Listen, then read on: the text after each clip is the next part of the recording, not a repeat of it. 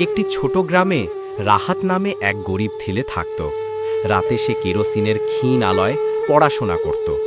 বাতির আলো এত কম ছিল যে অক্ষরগুলো ঠিক মতো দেখা যেত না। তবুও সে মন দিয়ে পড়ত। এক রাতে, ঠিক মাঝরাতে, দরজায় টকটক শব্দ হলো। রাহাত একটু ভয়ে ভয়ে দরজা খুলল।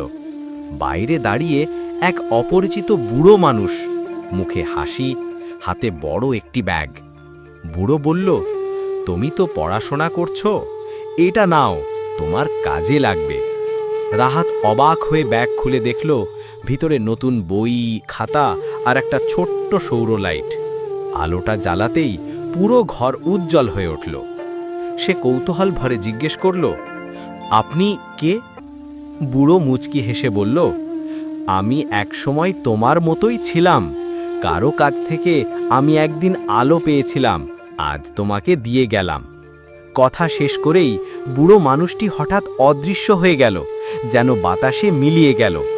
সেই রাত থেকে রাহাত মনে মনে প্রতিজ্ঞা করল, যেদিন বড় হব সেদিন আমিও কারো জীবনে আলো হয়ে উঠব।